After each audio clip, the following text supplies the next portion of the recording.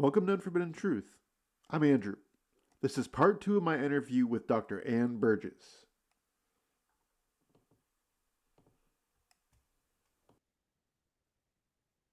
So, when it does come to reform and rehabilitation of serial offenders, of course, like rapists, I'm not talking necessarily killers, but domestic violence, so on and so forth. What role does the community play in helping those trying to change their ways and become better people? Well, I think that society needs a lot of education in this area because there's a lot of domestic violence, and that has to be opened up since that's a huge problem in many ways. In that, if it's a domestic family, it's very hard for the female mother, whatever, to leave and to separate. And when that does happen, it creates even more problems. It gets, as we certainly found in our study. So I think that there has to be more support for women that are able to leave, and not necessarily just the women. The men have to be treated. They have to get into it. And there are a lot of good programs out there for males who are assault their partners, and that has to be looked at. The anger management. Many times they can't control their anger, so the types of programs out there need to be broadly circulated to help. And even I know they have tried to do a lot with protective orders, but that isn't necessarily going to work if you've got a male that is very focused on or mission oriented on destroying his family or his wife or his partner. So, how did you become involved with the BAU, the Behavioral Analysis Unit, working alongside John Douglas, Robert Ressler, and other legendary FBI agents? Well, it was Roy Hazelwood was the key person in the behavioral science unit. Roy Hazelwood called me and invited me to come and lecture. Why did he do that? He certainly wasn't reading our publications at that particular time, but he was doing what they call these road schools. And he was out in Los Angeles.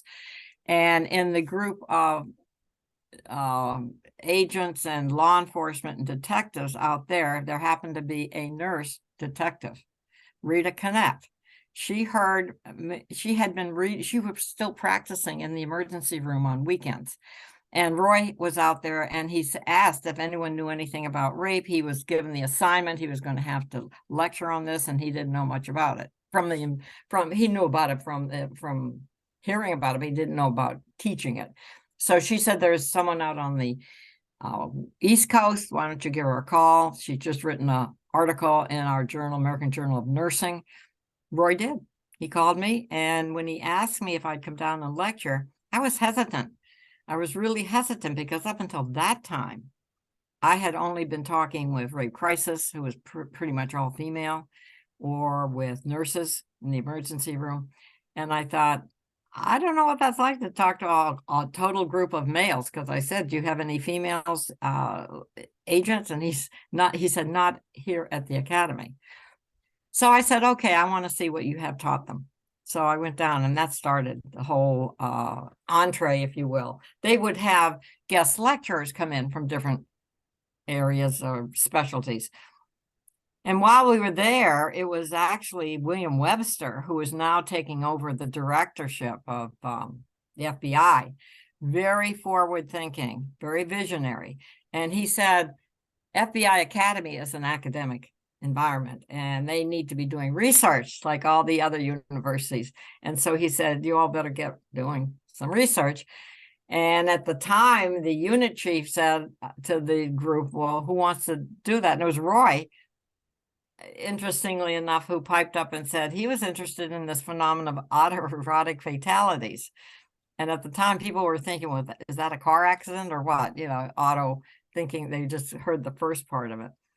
And so he was given the okay, and he came up with I think 109 cases. He asked all of the agents, if you have a case, please send it in. And I was down there. I happened to be down there with Nick Groth, who was a wonderful psychologist who was treating sex offenders at Summers Correctional Institute in Connecticut. And so I said to Nick, are you game? And we could see what we could do. And Nick said, sure. But little did I know, Nick didn't like looking at dead bodies. And I don't blame him, because these were all cases where somebody had died hanging or whatever for sexual purposes, not for, not because it's suicide or something like that. And so we divided the task between, I had to look at the pictures and tell him what I saw, and he would input the data. But we came up with the book and came up with a number of articles from that. And then after that project is when Bob Ressler was the key person. He wanted to study serial killers. He had been interviewing in prisons just criminals. And he said, how can I teach criminalistics if I haven't talked to a criminal? And it's true, they investigated criminals. They didn't go out and necessarily find them. They were coming up with the profile.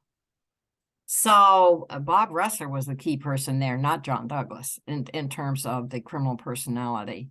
John did join him and later became, when they divided up, the FBI was going over a lot of reorganization and so forth.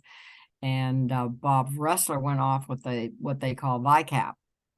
And Douglas went off as unit chief. So he had, again, more direct experience with cases coming in and could assign them to the unit.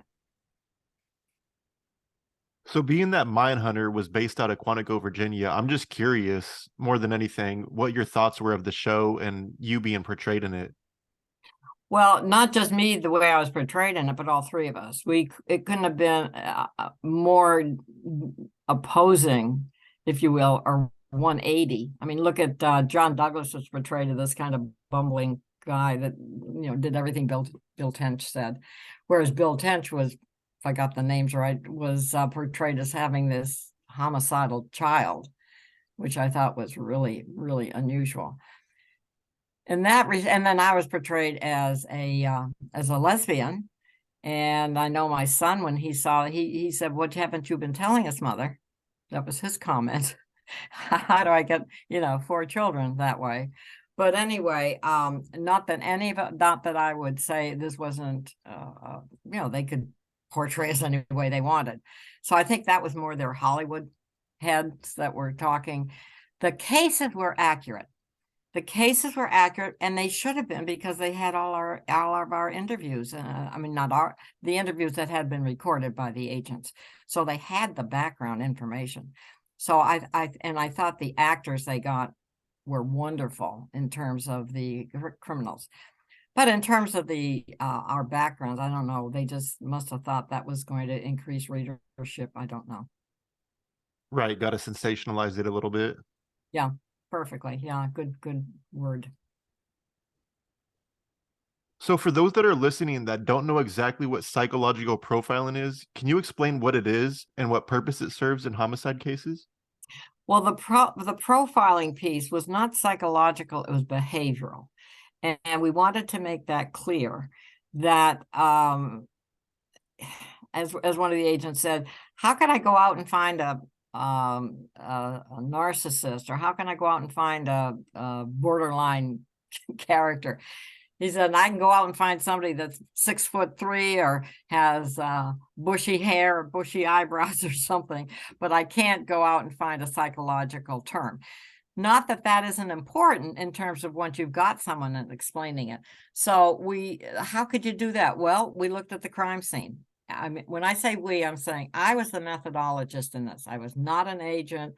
I don't know anything about training of that except what I firsthand witnessed.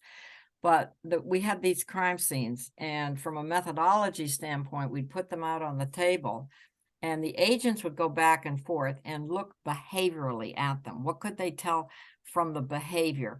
What type of person would he be working? Would he be living with a partner? Would he be, what his IQ might be? What his habits might be?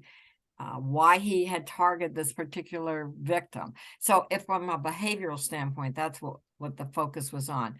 And so the methodology was to create enough of a questionnaire that we could document all of this and on the 36 cases. And that's what we did. And it's so that the profile only profiled behavior, did not say, oh, you got to go look for Jim Jones or something like that. No, you have to go look for a person that is maybe not working, is living with his parents, is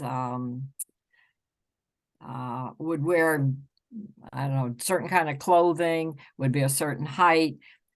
So those were the kinds of profiles, not psychological at that particular point. Does that make sense? Yeah, that does. Okay. Is there any statistics backing up profiling when it comes to the percentage of offenders that were like nabbed due to profiling? Well, we did just on the 30. I only speak for the 36 in our study. We looked at how they were caught. And there were a handful that were caught by profile. 2 were caught by, they gave themselves up. Ed Kemper had to call the police and said, you know, you better go to this address and you're going to find 2 bodies there. Then you had good police investigation, caught some. And I think there was one other category. But profiling did catch some of them. And of course, once hopefully it was the whole profiling phenomenon caught on, and all the field offices were able to put profile coordinators in. Case would come in, we need help with this. The coordinator would then figure out who might be the best person to help in the, if it was a child or if it was a elderly or whatever. So I think it has caught on from that. Most, as I said, I think you've got 50 profiler coordinators in the major offices of FBI nationwide.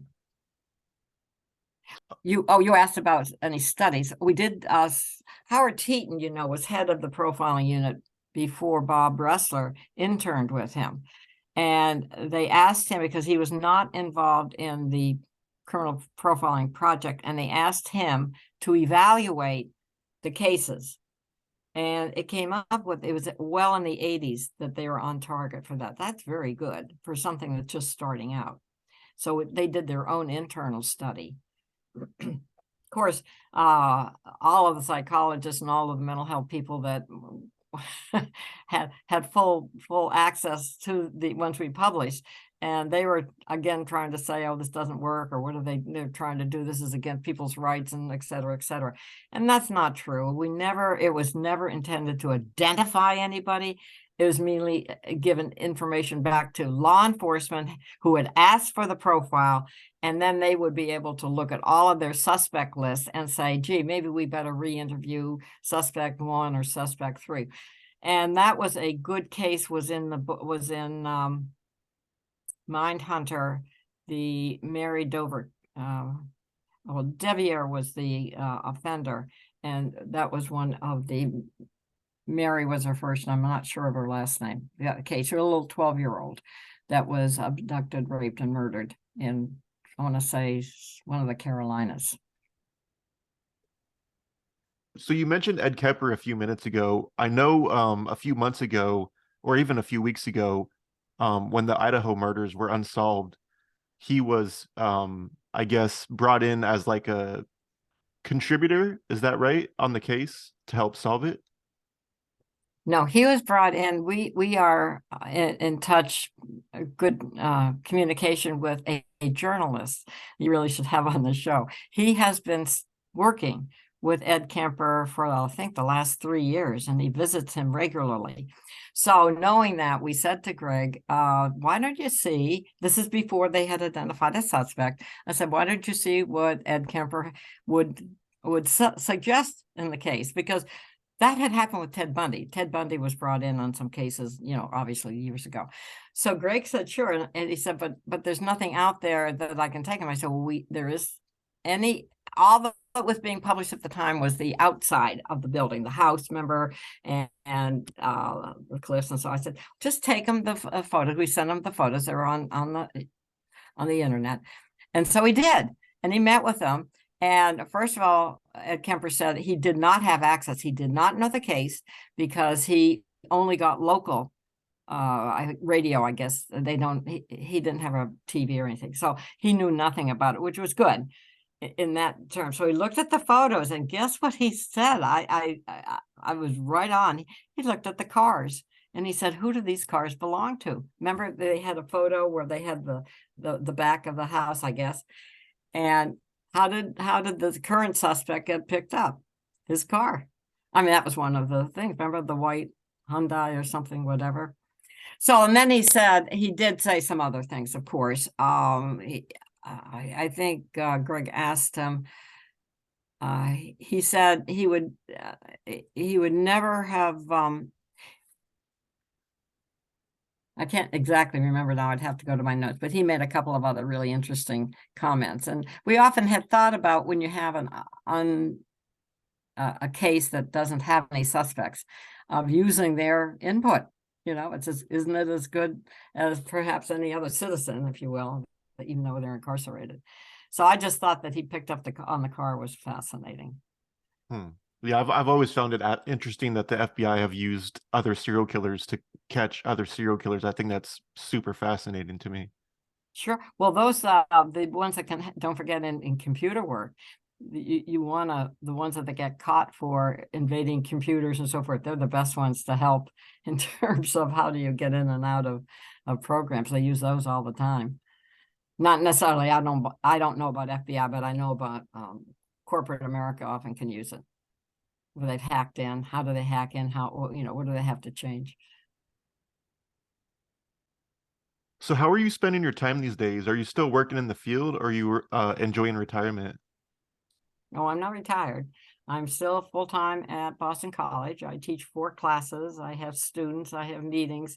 And we have research to do as an academic. I learned that from Linda Holmstrom. You have to do research. And we are looking at the Native American indigenous women. We have a sample of about 200 that we're looking at in the child, adult, and elder group. We've looked at strangulation because that's a common type method of murder. And we're also looking at, we've looked behaviorally at profiling, but we've not looked at the cognitive structure, what's called natural language processing. And so we're getting into that. That's going to be very interesting, the AI piece.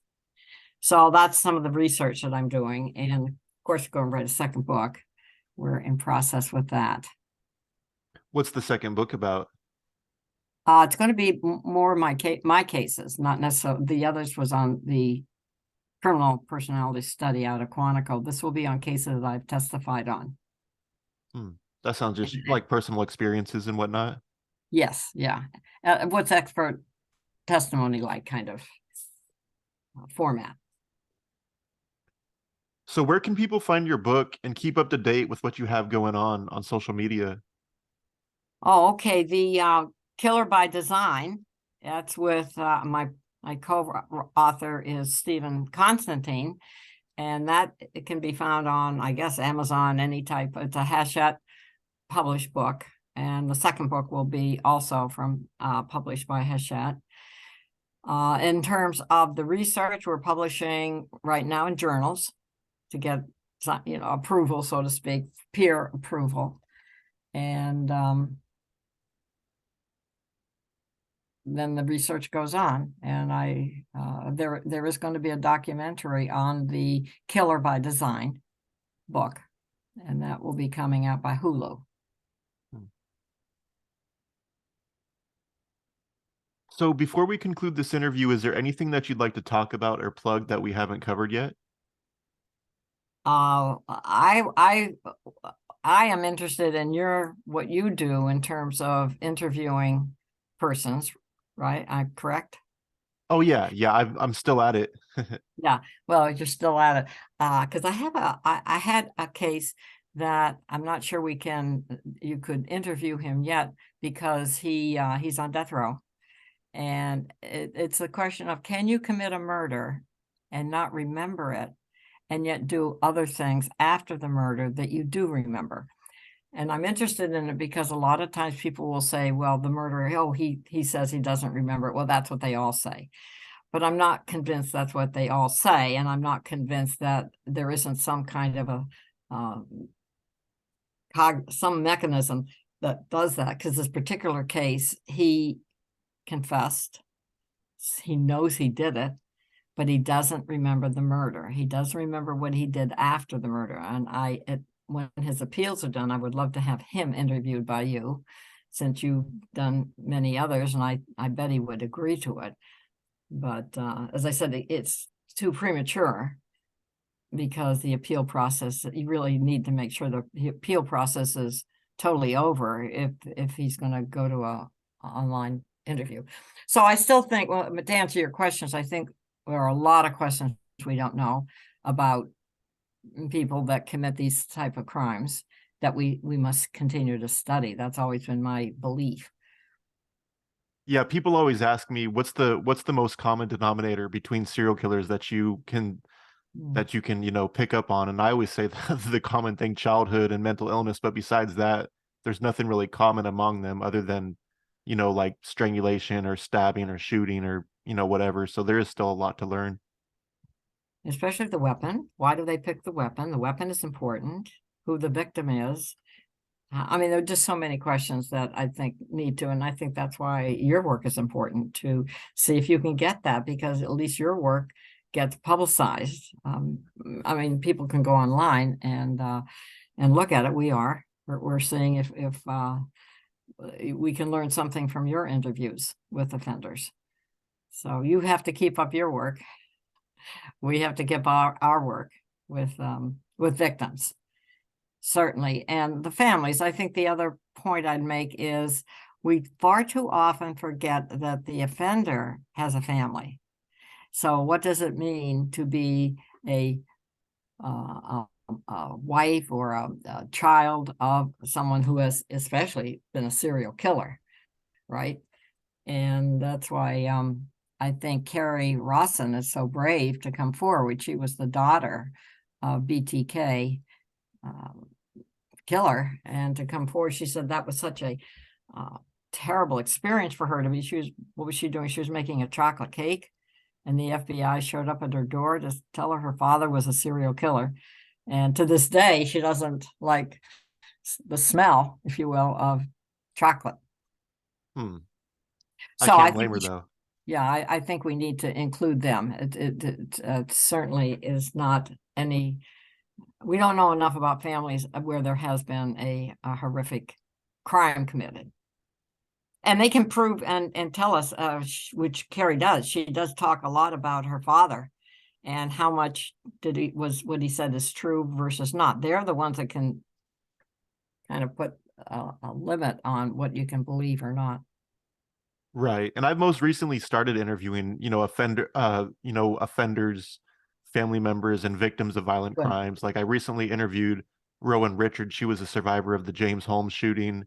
I also talked to a woman who's the daughter of Dwayne Harris, a Washington State serial killer, and a few others. And it's very different speaking to victims as it is, murderers or rapists or whatever, because it's a lot more emotional, and you build that connection, I think, more with a victim or survivor, sorry, than, like an offender. So I'm going to, keep at it. And it's been a passion of mine for sure. And I look up to people like you and Dr. Ramslin and, so on and so forth. So I really appreciate it. Well, that's a great contribution. If the important thing was to get it written up, so it's not just viewed, that we can get it out to the clinicians and mental health people too. So very good, very good. Right. Well, thank you so much for coming on my show today. I've been looking forward to it since December, so I greatly appreciate it.